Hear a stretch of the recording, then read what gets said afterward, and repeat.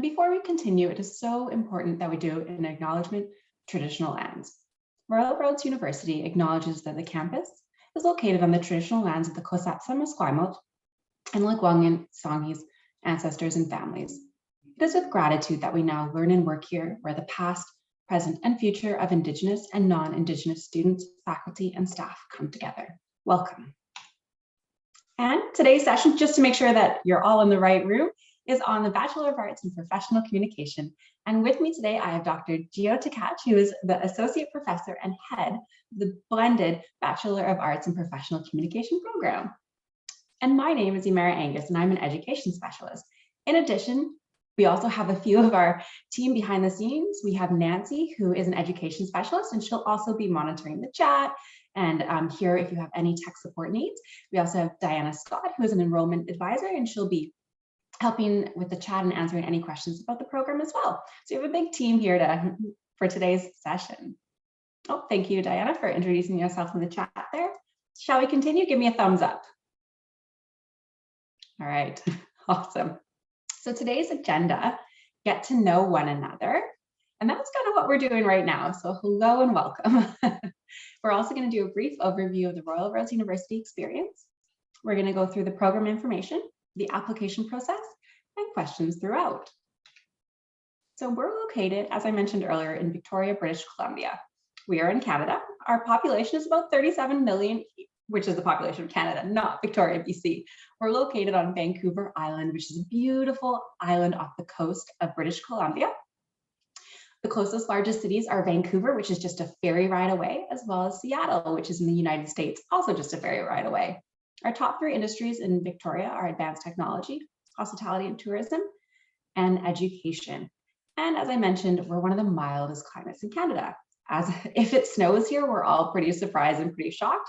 And not to mention, we don't know what to do with the snow. So it's just a beautiful, beautiful place to live. You can go for walks, hikes, bike rides, almost any day of the year. And if you're interested in surfing or other outdoor activities like mountain biking, it's really not that far away to the nearest area that you can do those activities. So here is some images of our space. On the top left, you'll see Hatley Castle.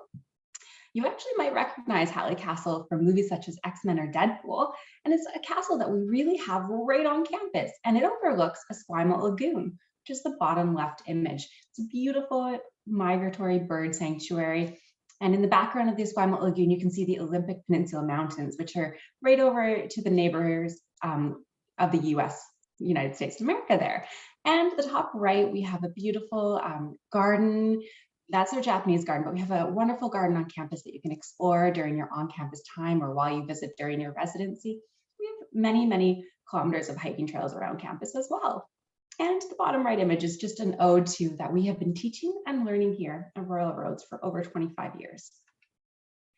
And why explore Royal Roads, you might ask? We see life as a qualification here.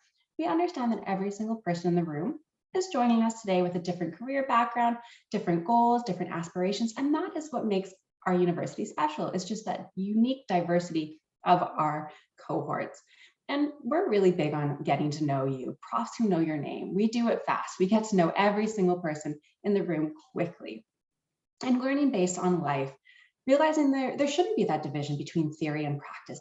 It's integrated. We understand that things that you are learning in the classroom, you're going to want to apply the very next day in your workplace or apply to your career, and that's important to us. And the connections for life, the people that you meet going to Royal Roads University, you are going to stay connected with for the rest of your life. They're going to be part of your network. They're going to potentially even be some of your colleagues in the future. So connections for life here at Royal Roads. And we were really built differently from day one. We're going to get more into that throughout today's session. We're also a Changemaker Campus. So you might be wondering, what does it mean to be a Changemaker Campus? So the Ashoka U Changemaker Campus designation recognizes colleges and universities that have embedded social innovation as one of our core values. And here at Royal Roads, we really truly believe in leading and empowering others to lead positive change in the world. And now, Geo, I'm so pleased to welcome you up and to talk about the program structure. Thanks very much, Emara. And thank you for my throat for cooperating with me for yet another day. It is my privilege and delight to talk with you today about the blended BAPC program. Our students come from all over Canada, literally from coast to coast. They tend to be, on average, mid-career professionals, very typically in their early 30s, but really ranging in age from early 20s till it's not polite to ask.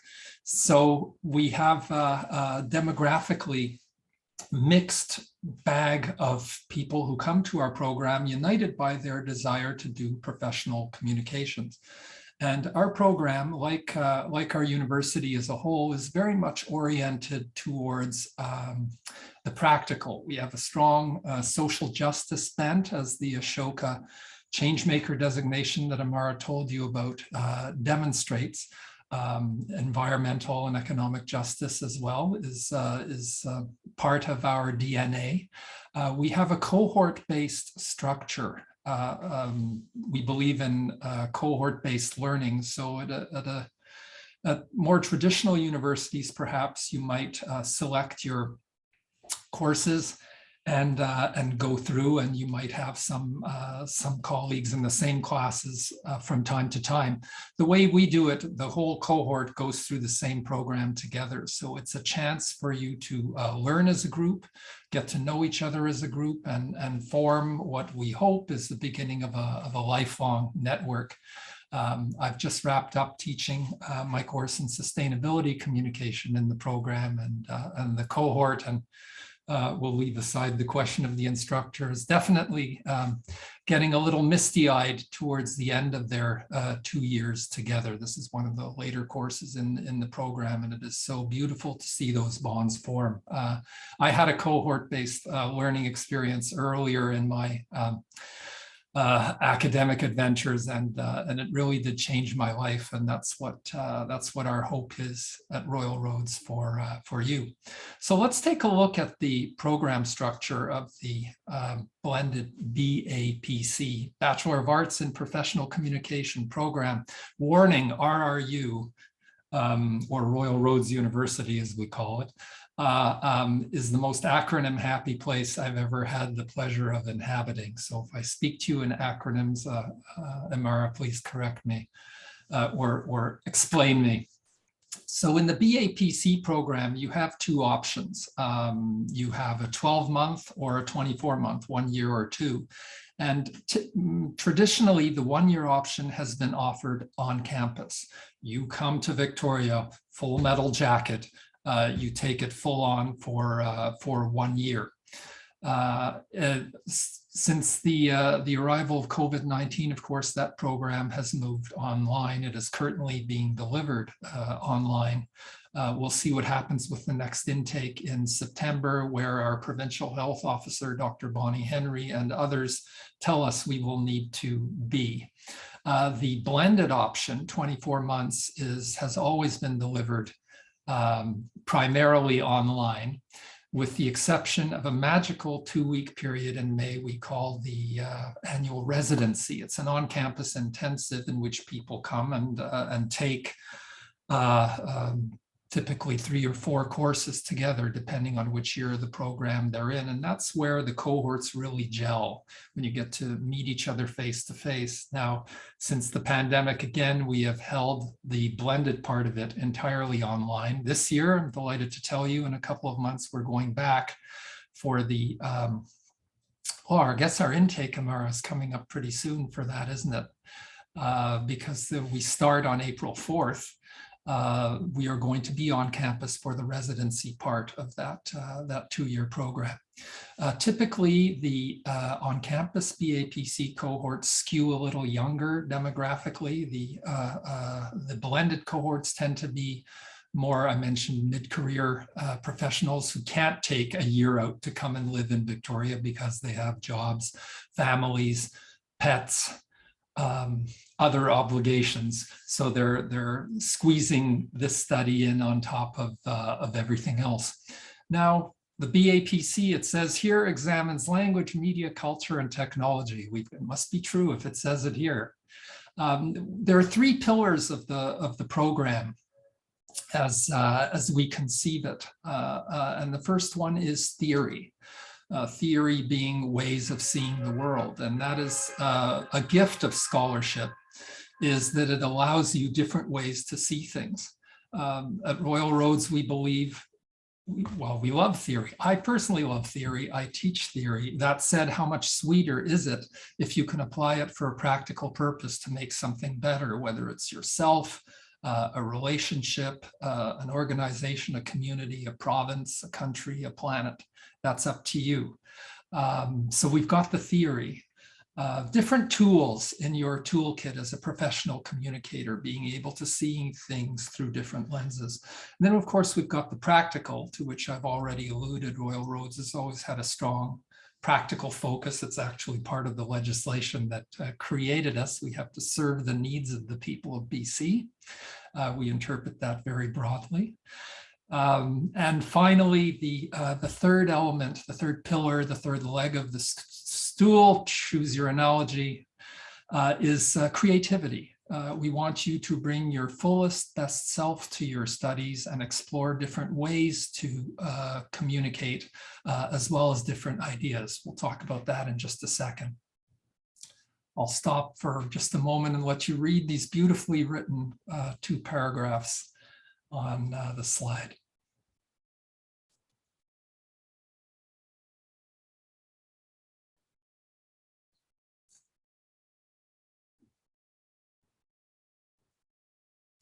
I'll talk a little bit more about careers later. At this juncture, I just want to acknowledge 2 of my very beautiful colleagues who appear to be in the room with us today. They are the newest members of our family in the School of Communication and Culture. Yasser and Denise, welcome. Delighted to see you. Both of these remarkable individuals, actually, I'm delighted to say, teach in our BAPC program, as well as other programs in our school. So they're quite familiar with things BAPC. So we've got, I think I've already spoken about our 2 different modes of delivery. The 1 year is, the 2 years is intensive. The 1 year is really, really intensive, I believe, is the academic terminology for that. So I'll just briefly highlight, as the last part of my time with you here, the 4 aspects of the program. If you can conceptually divide it up into 4 things beyond those 3 pillars I mentioned, are first of all, in terms of the course offerings, there are 60 credits. We are required to revise our programs every 5 years. We have an advisory council on the school, but we also do consultations with students, alumni, faculty, and other interested parties, people we find on the streets, etc. I may have made that last part up. In an effort to ensure that our programs remain and our courses remain relevant. And of course, we're in consultation with education technology professionals to make sure we deliver cutting edge technology. We allow you to learn through the best learning technology using the best pedagogical tools that we have available. Thankfully, this university, being as it is a pioneer in distance learning, has always been generous when it comes to making the best video conferencing and, for example, and other tools available, sometimes before many others have heard of them. Now, in terms of those four different aspects or branches of the program in which our courses can be divided, there's our foundations branch, where we introduce you to the subject of communication and theory, and what a professional writer does, and the importance of visual communication, specialty, one of Yasser's specialty, and research methods in professional communication, methods specifically geared to the study of communication and culture. Let us click.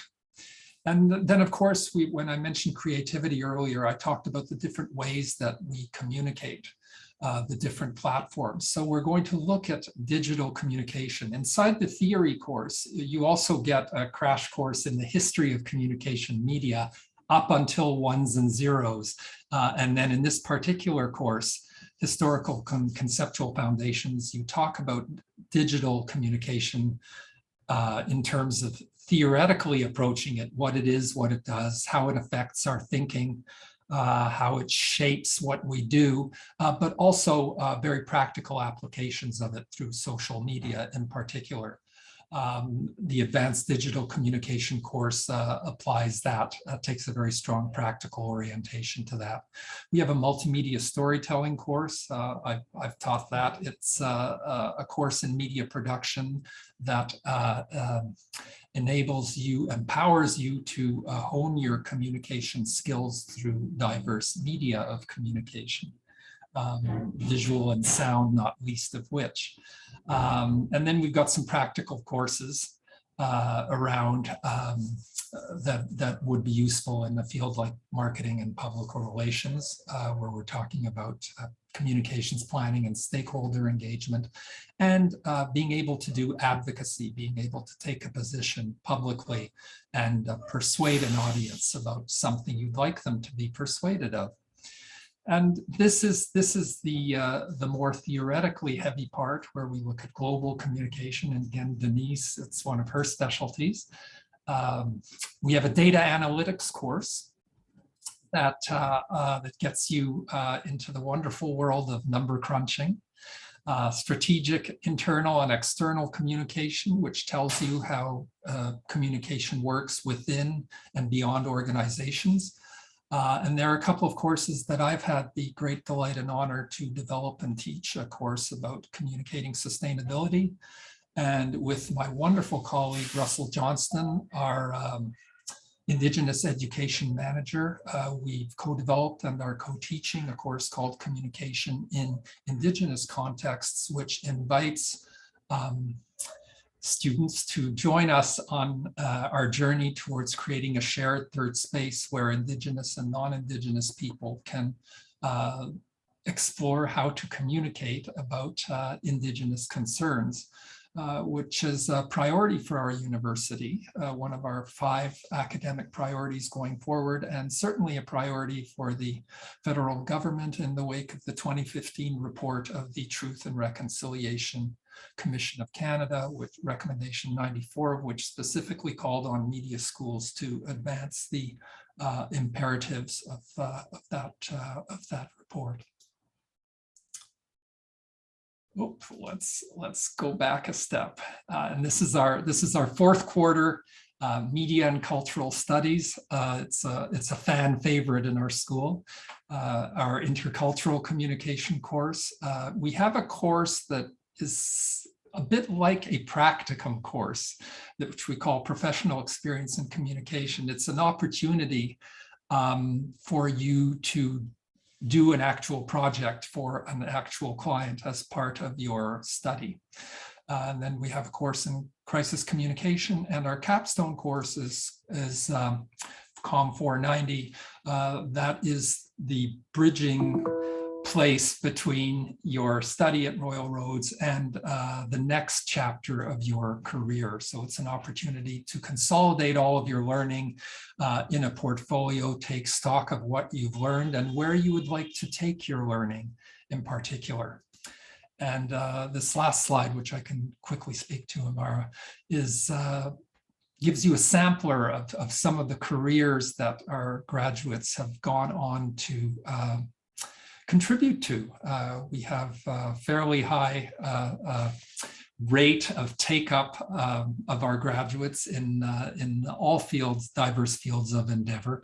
I once mused in a class that, you know, what discipline, what field do you not need to communicate in? You know, maybe lighthouse keeper. And then it was quickly pointed out to me that, you know, lighthouse keepers need to communicate too. That's kind of the essence of what they do. They just may be very lonely a lot of the time. and very much enjoying the companies of seagulls, which are outside my window as we speak here in traditional Koswepsim and Lekwungen territory on the south coast of Vancouver Island. With that, précis of the BAPC, I hand the baton back to you, Emara.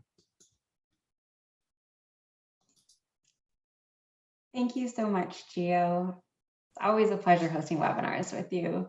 So now that we've kind of gone over the program and the program information, if anybody has any questions about it, feel welcome to pop it in the chat and we will get to them near the end of today's session. So now let's jump into how to apply. So as I mentioned earlier, at Royal Roads, we look at the big picture of who you are. So because of that, we have both standard and flexible admission. So standard admission for this program is completion of a diploma or 60 credits in communication, journalism, business administration, or general arts, including a minimum of 24 second-year credits with a minimum GPA of a B from a recognized post-secondary institution. And I wanted to mention all of this information is on our website as well too, so you can have a look and see where you fit with the standard or flexible admission. We also have block transfer agreements. So what that means is we have agreements with certain different colleges that have perhaps like a 2-year diploma program that you can take that 2-year diploma and just block transfer right into our BAPC program. So we have that information on our pathways section of the website, and I'll go through a couple of our partnership colleges in a few slides. I also want to mention we look at every single application case by case. So if you have any questions about whether you're eligible for standard or flexible admission, we look at everybody's application and we determine whether or not you fit into the standard or flexible admission. So we do have a bit of a, I guess you could say, a laundry list of things that we need you to send to us so that we can really assess you as an individual and get to know you. So let's go over the flexible admissions as well. So normally a minimum of 5 years of relevant work experience in the areas of communication, public relations, journalism, or other related fields, and evidence of having sufficient knowledge, skills, and abilities to complete a demanding academic course of study. And one more time, just so it's really out there, it's all assessed on a case-by-case basis. I always like to say that because sometimes people will self-select themselves out and not realize that they're more than qualified for this program. Geo, it looks like you wanted to add something to that. Astutely observed, Emara, and why, yes, I do.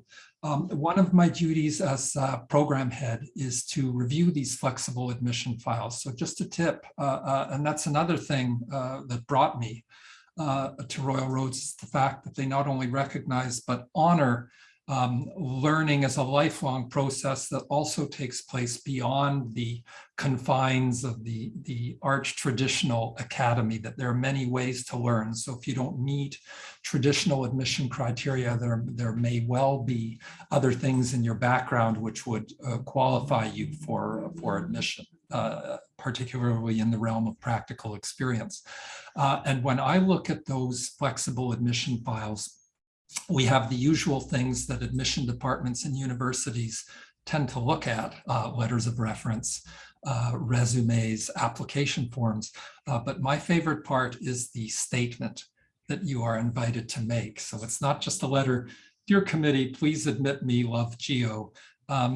It's an opportunity for you to explain what communication means to you, why you would like to study professional communication, how it fits into your life, the way you deal with the world, anything you want to say. It's your chance to be your authentic self. And I get a lot of clues from those letters as to whether a person is well scaffolded or can be well scaffolded for success in our program by what's in those letters, in addition to just some numbers on a transcript or some nice words from people who know you in the reference letters, which are also good and also helpful. Thanks. Thank you so much for adding that right from the program head himself. So thank you for adding that perspective, because exactly, we look at the whole picture and we really do want to get to know you. So we also have a language requirement as well. So English is the primary language of instruction and communication at Royal Roads University.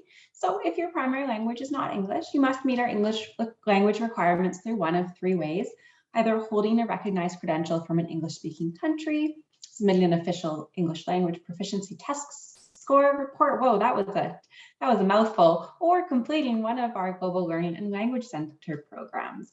So we do have more information about that on the website as well. And as I mentioned earlier, we have these great partnerships and transfer agreements with some colleges around Canada and beyond. So here is just a list of some of them. Check it out on our website for the most up-to-date information if any of these colleges apply to you. If you have any questions at all, reach out to our enrollment team. They can help to see if there's a pathway transfer agreement set up with one of these institutions. So some key dates, we always keep these up to date on our website as well, but the next intake is starting March 27th, 2023. And that is for our blended. So blended is a mix of online learning and on-campus residencies. And the application deadline for that is December 27th, 2022. And if you're interested in our on-campus program, our intake starts September 12th, 2022. So that's this fall. And the application deadline is June 12th, 2022. And a little tip, you don't have to wait for the application deadline to apply. If you're ready to apply now, I highly recommend you do it as we look at the applications as they come in. So if you're ready, apply now, and I'm going to talk about how to fill out those forms. So how to apply. There's an online application that you start up with your email and a password on our website, and there's a fee of $128 and some change to start up your application. In addition to your application, you're going to submit some supporting documents.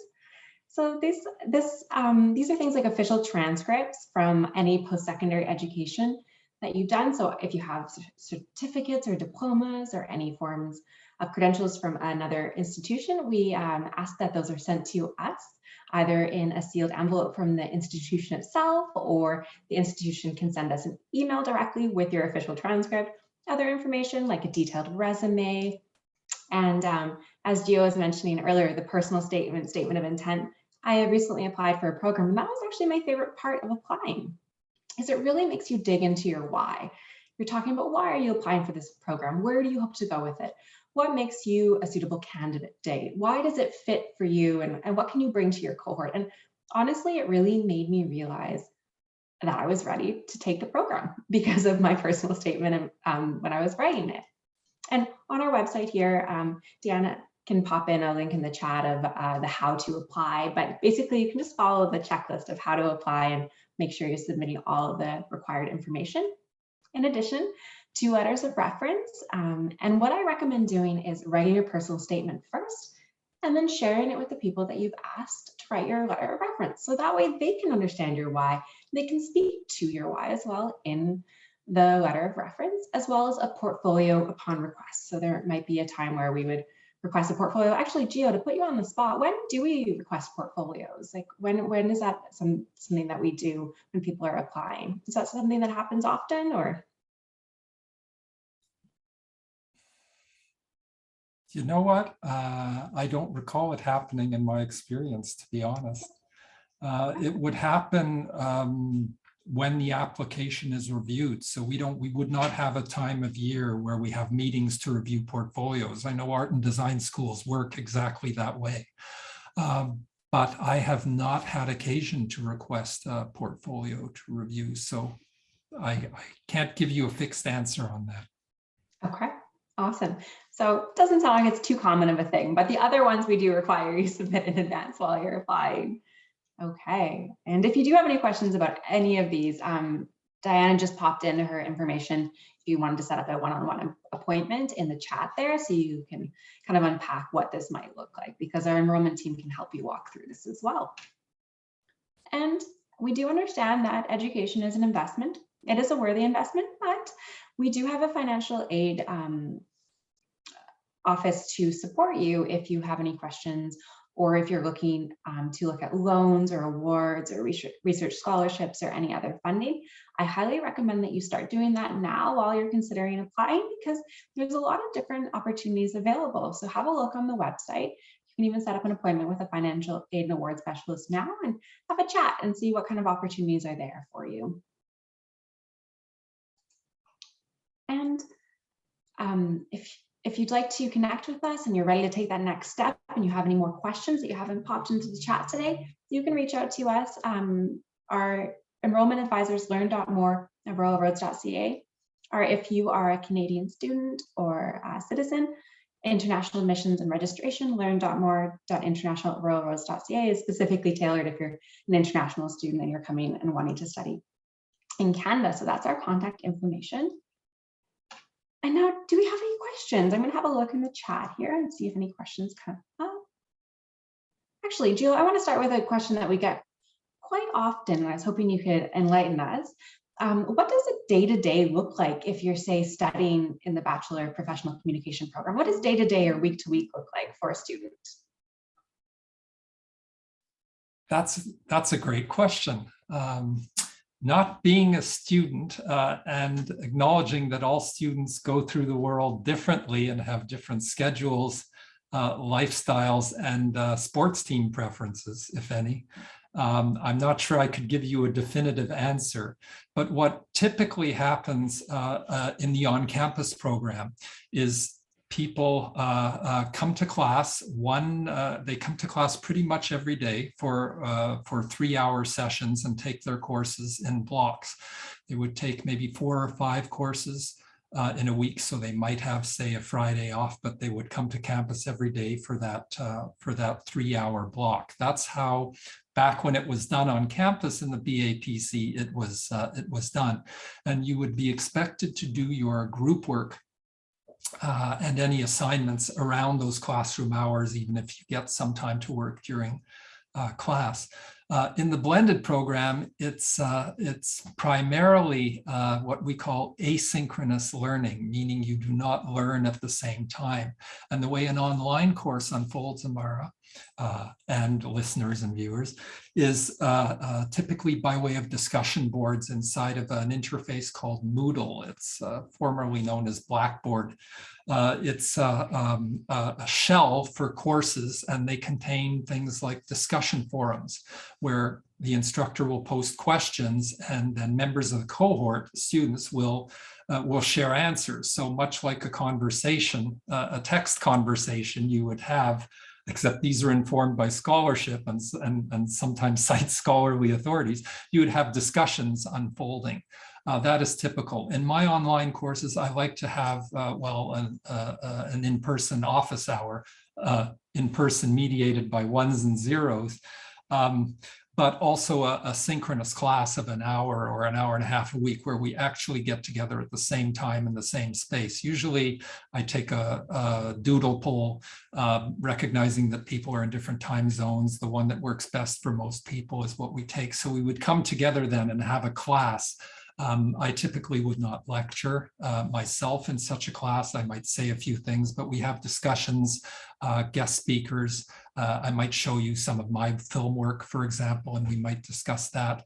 They are meant to supplement rather than duplicate material that you have read. And of course, we have due dates for assignments, typically on Sunday nights at midnight. All of these are made available to you in advance, and we have sometimes sessions in advance of big assignments to discuss any special concerns that students might have. So essentially in the blended program, it's fitting in your learning in a time and place that works for you for the most part. And with on campus, it's like you'd expect conventionally at a university. You just come to school and you do you, but at school. Thank you. And I noticed we had a few new people just join us in the room today, so welcome. We have recorded today's session, so we'll be sending that out afterwards in case you missed anything. But if you do have any questions that you're hoping are answered, and maybe we answered them earlier, pop them in the chat because we're here to help. We have some time left. So if you have any questions about the program, I have a question for you, Geo. I wanted to know, what's your favorite part about teaching in the Bachelor of Professional Communication program? My favorite part of teaching. Okay, I will answer that. But first, I feel compelled because to address another point. And then you're watching this and you're maybe encountering Royal Roads for the first time. You're going like, what's up with the peacocks? Well, the peacocks are resident on the Royal Roads campus, 565 acres of old growth, surrounded by 565 acres of old growth forest, West Coast rainforest, and then we've got the ocean sitting down at the bottom of the hill, with a beautiful view of the Olympic Mountains in Washington State. The peacocks live there. This is Cedric. He's any peacock is named Cedric typically. It's kind of a running joke, and Cedric is the mascot for the university. And if you are studying on campus or in a residency, you will wake up when Cedric wants you to wake up, because they are very, very loud, as well as very, very beautiful. And they're completely used to people, mostly because we just defer to them like royalty, and they get to go where they want and be where they want to be. Now, my favorite part of teaching is that peacocks do not wander into my classroom. They have been known occasionally to try to wander into buildings. But my favorite part of teaching in the BAPC program, Emara, is, and nobody's asked me that before, so I'm going to try to keep my answer down to less than a 2.5-hour lecture. The study of communication transcends so many aspects of life that it continues to inspire me to bring that study into so many different parts of a person's learning, whether it's the theoretical, the practical, or the creative that I mentioned. So I enjoy the diversity of the student population. I'm inspired by their commitment to their learning, just the way they think, how clever they can be, how socially conscious they can be, how they can see the world through completely different lenses, sitting a few feet, now socially distanced feet, away from each other, and yet address a problem in different ways, but united by the love of learning. So my favorite thing, in distilled to an essence here on the fly, Emara, about it is being in the company of people who share a love of learning for the betterment of our planet and the living and the non-living residing on it. Thank you, Geo. Thank you for sharing that. So I have another question for you. Do you have any, we actually just had a question come through the chat that I'll jump to, and then I'll ask my question after. The question is, I have a question about completion of the program. If an international student joins the program and had to stop for any reason, could they complete the program later? Are there student services or services to assist students with events that might delay their study?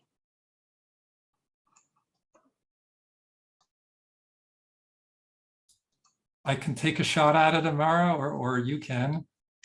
Oh, you offered. I'll let you start, and then I'll jump in at the end. I just want to say the phrase "here today, gone Emara," but now I've said the phrase. I can move on, and thank you for bearing with me, as you always gracefully do. It's a great question, Yasser, because we have a number of international students from many diverse corners of the world here.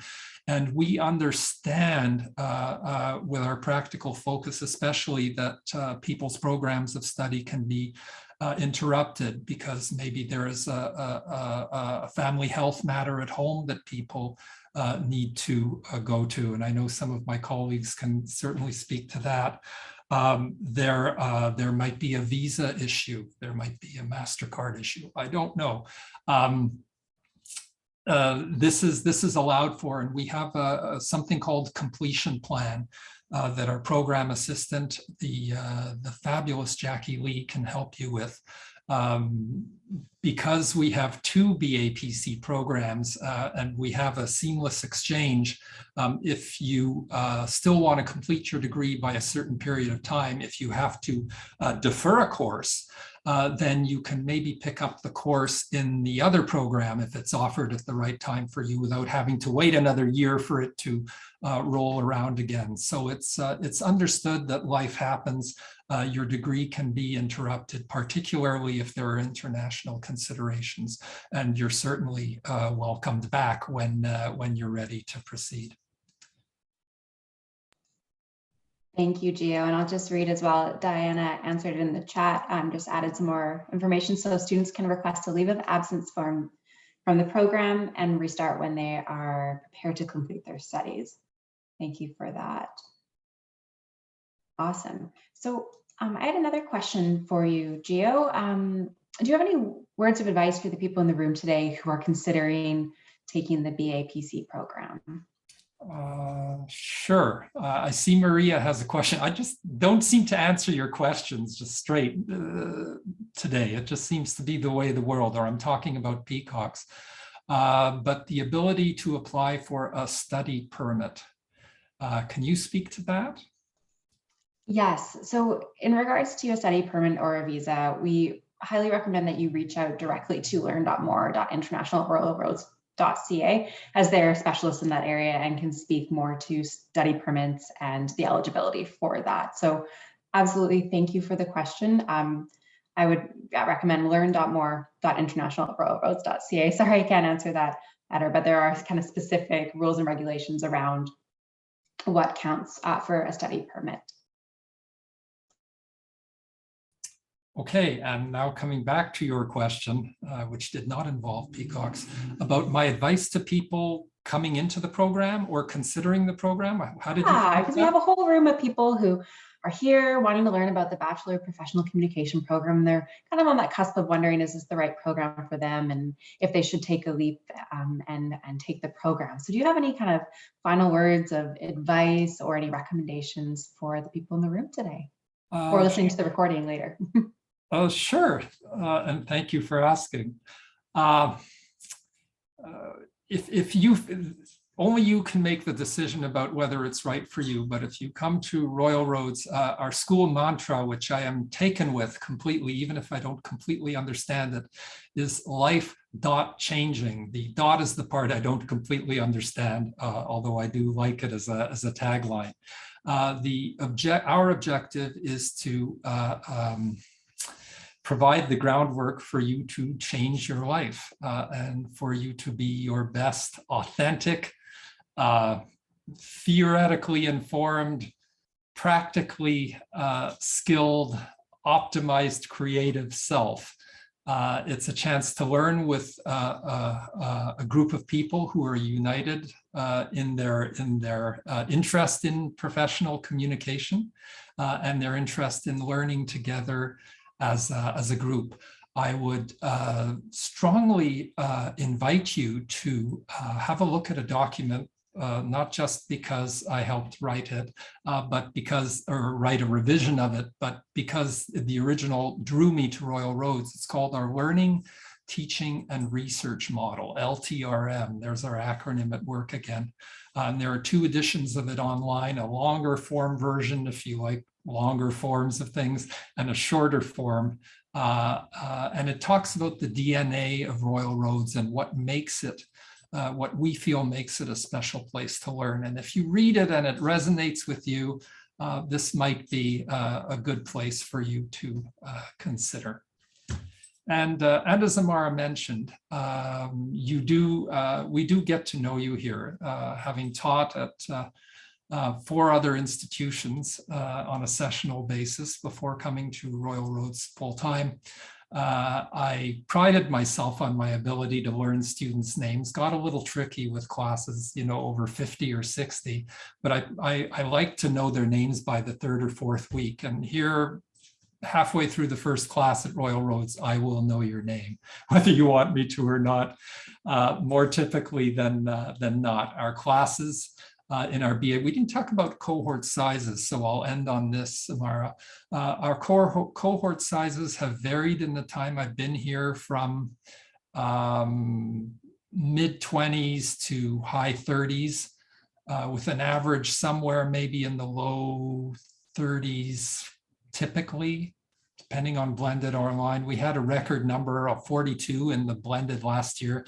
This might have been partly influenced by the pandemic. I think it's a smaller cohort than 42 this year going into it for sure. I think we've got 20 something. So it's a special place to learn a really important and intriguing field. That would be my advice. Thank you so much for sharing that, Geo. And sorry to put you on the spot with that question, but it's always a good thing to share with people in the room today. So I wanted to mention we recorded today's session and we'll be sharing it out by email. If anybody has any questions whatsoever, or if there's anything that we didn't fully answer and you want to know more about, don't hesitate to reach out to us. We are here to support you.